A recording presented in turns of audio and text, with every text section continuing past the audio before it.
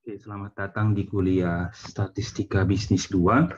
Sekarang kita masuk kepada bab 5 ya, terkait pengujian hipotesis.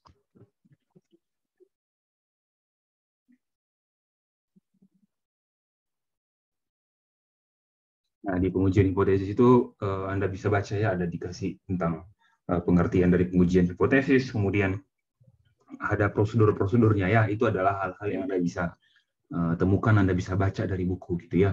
Nah, di sini saya definisi pengujian hipotesis.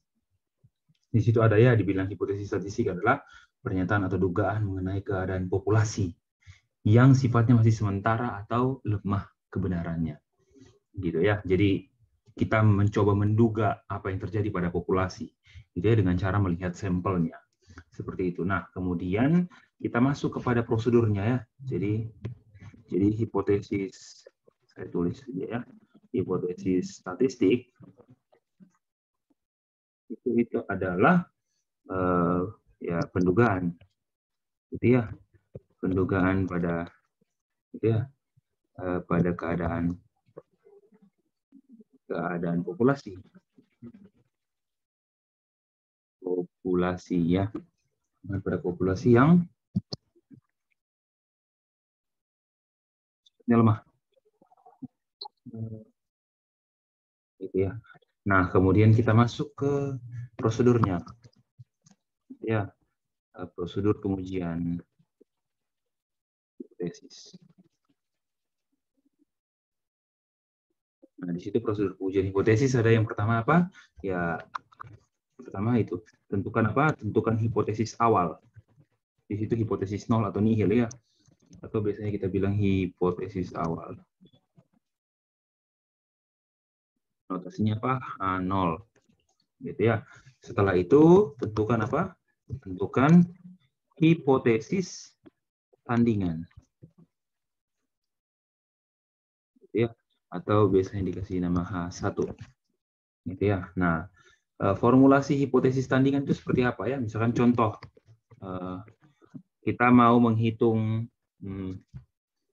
rata-rata berat susu Denko yang dijual di pasaran, gitu ya. Terus kita kita punya dugaan bahwa berat dari susu Denko, rata-rata berat susu Denko itu sudah menurun, gitu ya. Jadi misalkan kita punya rata-rata berat susu Denko, kita buat ya, misalkan 50 gram, 250 gram, maka hipotesis awal kita apa? Ya, rata-rata berat susu Denko-nya tetap 250 gram.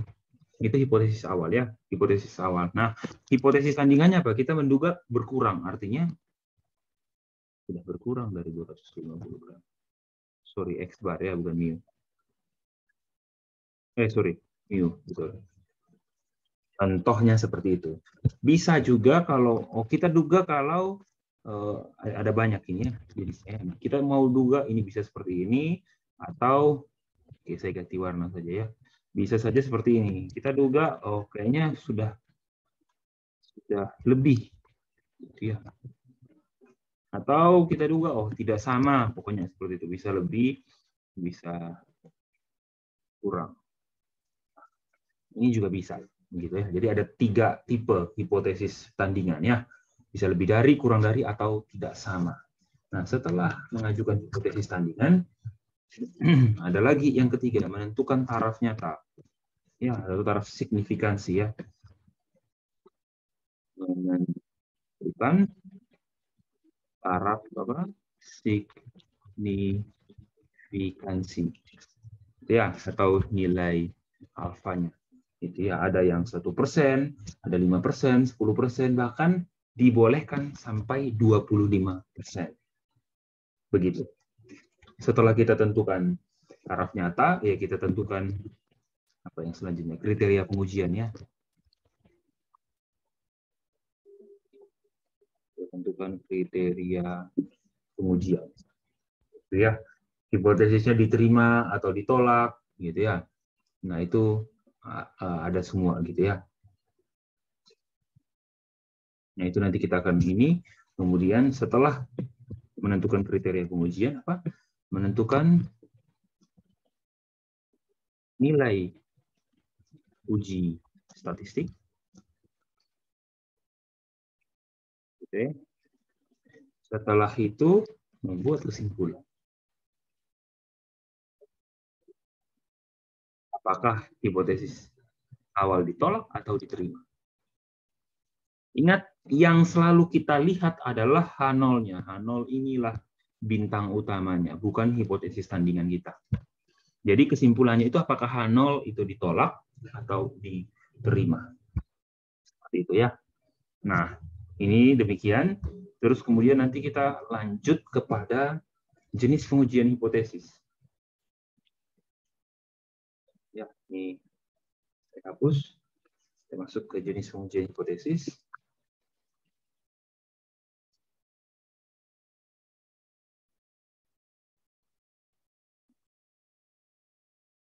Nah, di sini dikasih ada 3 ya, uji hipotesis rata-rata, uji hipotesis proporsi, dan uji hipotesis varians. Gitu. Gitu ya. Terus kemudian ada jumlah sampelnya berdasarkan jenis distribusi gitu ya. Nah, di sini yang harus kalian ingat apa? Uji hipotesis itu apa? Ada asumsi. Asumsi pada uji hipotesis itu apa? Datanya berdistribusi normal.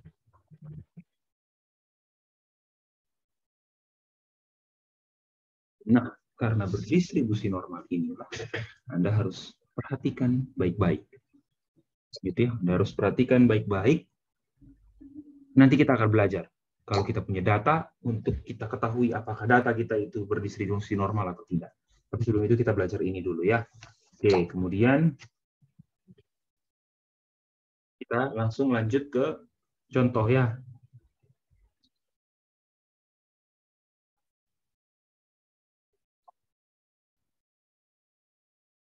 Nah, kita masuk ke ini, pengujian hipotesis rata-rata. Uji hipotesis rata-rata. Nah, Anda perlu baca baik-baik di buku itu, karena di buku itu ada beberapa kesalahan penulisannya. Nanti kita akan lihat baik-baik.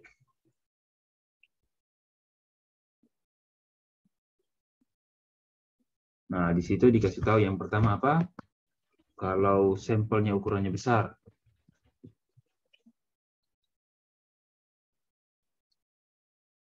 Itu acuannya apa? Ukuran sampelnya lebih dari atau sama dengan 30. Nah, formulasi hipotesisnya apa? Nah, kemudian kita lihat di sini ya, ada ini. Nah, formulasi hipotesis ya, itu apa? Yang pertama, bergantung ya, H0-nya tetap sama. H0 itu apa? Ya, rata-ratanya sama dengan dugaan awal. Gitu ya. Nah, baru tandingannya ada banyak macam. Gitu ya. Yang pertama apa? H1-nya bisa ini H0 ya. H1-nya bisa apa nih? Mu-nya kurang dari, lebih dari. Ya. Mu-nya rata-ratanya sudah lebih dari dugaan awal. Terus yang kedua itu apa? Rata-ratanya kurang dari dugaan awal. Yang ketiga apa? Tidak sama. Seperti itu. Nah, terus ada penentuan nilai alfa, ya, taraf nyatanya, itu pakai Z tabel. Terus kemudian yang kedua saya tulis di sini apa? Tentukan signifikansi. Taraf signifikansi alfa. Itu biasanya diberikan pada soal ya. Setelah menentukan taraf signifikansi, ada kriteria pengujian.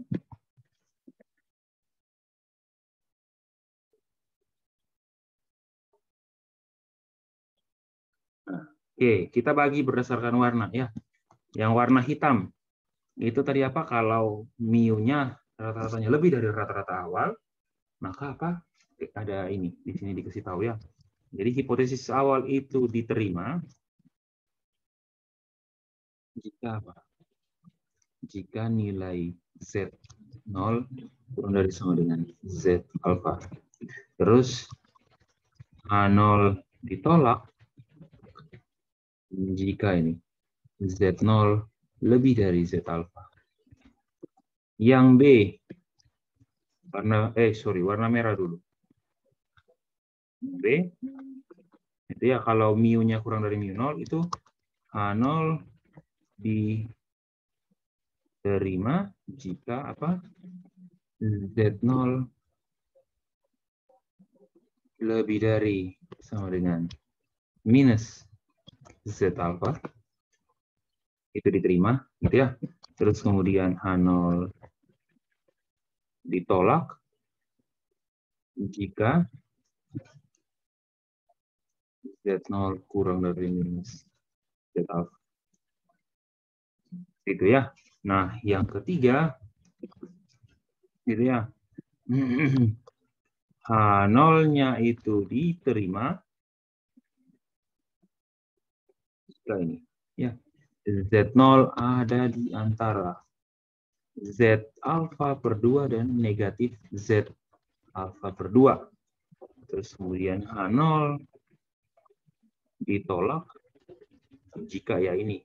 Yang pertama, Z0 itu kurang dari min Z alfa per 2 atau Z0 lebih dari Z alfa per 2. Seperti itu ya. Ini kriterianya. Uji statistiknya dikasih tahu di situ ya. 4, uji statistik. Uji statistiknya itu ada ya di situ ya. Z0 sama dengan apa? Begitu Z0 apa? X bar dikurang mu0 bagi sigma X bar. Ya, sigma X bar apa kemarin? Ya, X bar min mu0 bagi sigma bagi akar N. Ini kalau sigma, kalau populasinya diketahui, simpangan baku populasi. Kalau simpangan baku populasi tidak diketahui, maka ini Z0 bar min mu per simpangan baku dari X bar, yaitu apa? Ini X bar min mu per S bagi akar N. Oke, kita ke contoh soal.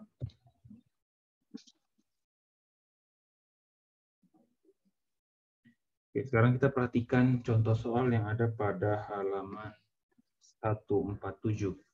Gitu ya. 147.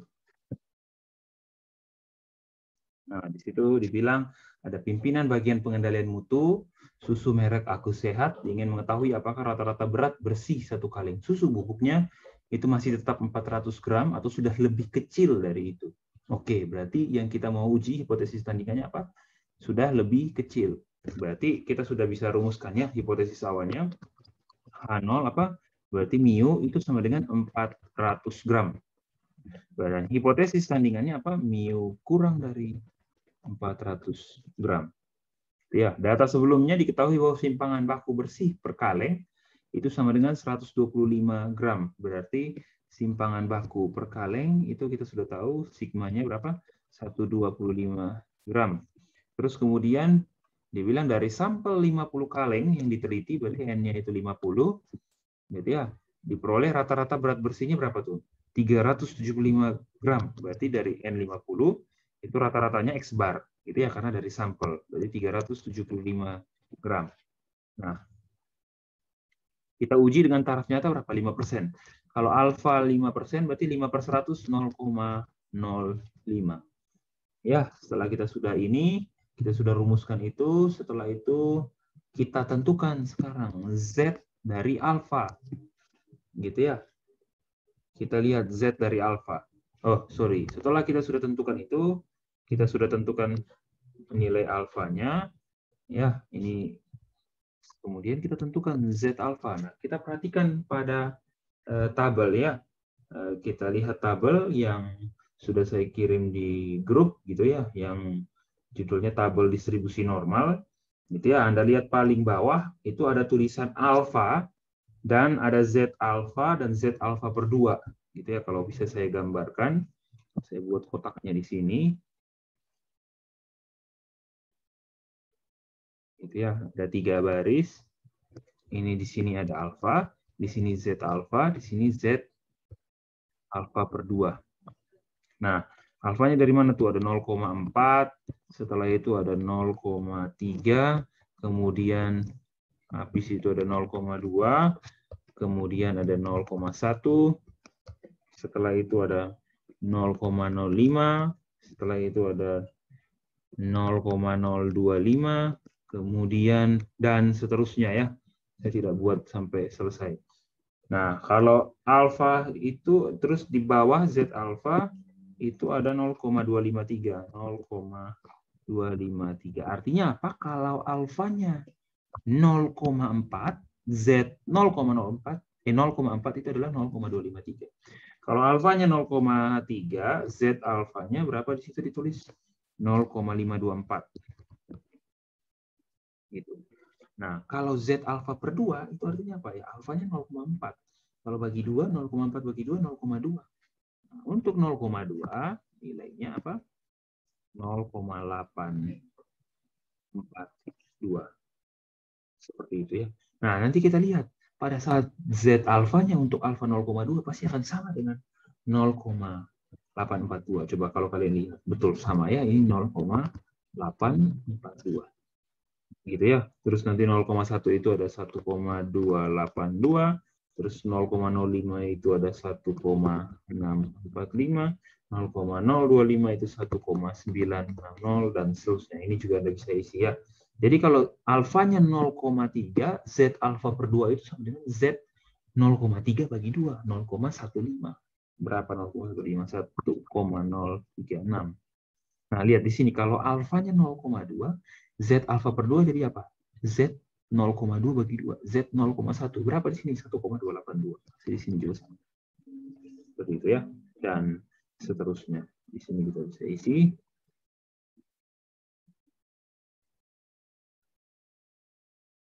Ini 2,241. Nah, oke.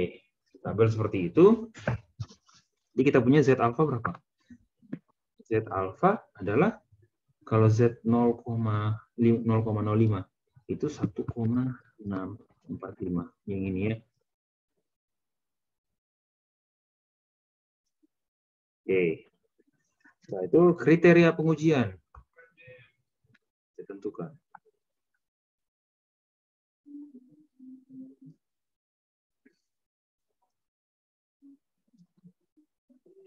Kriteria pengujiannya bagaimana? Di situ dibilang ya. Kita punya apa? Mu-nya kurang dari 400. Artinya kurang dari. Berarti yang poin B ya. Itu apa? Kita tulis. A0 diterima jika Z0 lebih dari sama dengan min Z alfa. Oke, berarti kalau Z0 lebih dari sama dengan Z alfa, jadi kita sudah punya minus Z alfa ya, berarti ini apa? Minus 1,645. Gitu ya, dan yang kedua apa? H0 ditolak jika apa? Z0-nya kurang dari min Z alfa, yaitu apa? Min 1,645. Oke, setelah kita sudah tentukan itu, maka kita hitung sekarang Z0 kita ya. Berdasarkan rumus tadi, Z0 itu adalah apa? Z0 itu adalah X bar dikurang mu0 bagi sigma X bar. Yaitu apa? X bar kurang mu0 bagi sigma bagi akar N. X bar kita berapa? 375 ya. Dikurang 400 bagi sigma kita adalah, oke, jadi simpangan baku kalau tidak salah 125. Jadi di sini adalah 125 per akar 50. Jadi ya, Anda bisa hitung menggunakan kalkulator.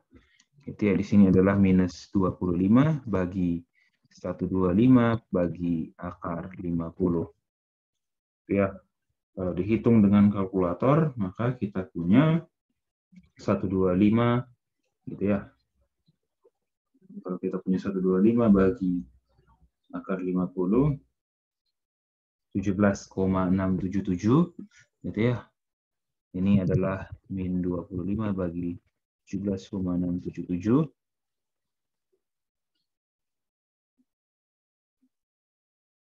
Kita dapat nilainya apa?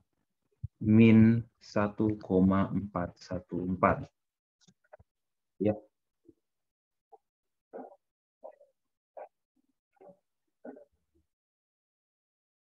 Ya, kita dapat min 1,414.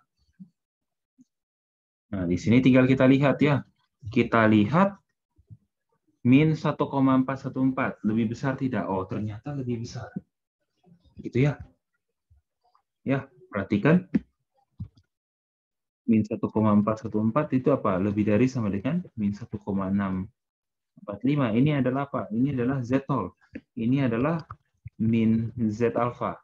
Berarti karena kondisi ini yang terpenuhi, ya, maka kita simpulkan apa?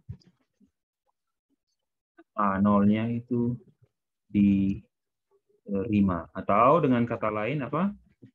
Atau dengan kata lain, kita punya apa? A0 diterima, atau dengan kata lain apa? Berat rata-rata berat susu kaleng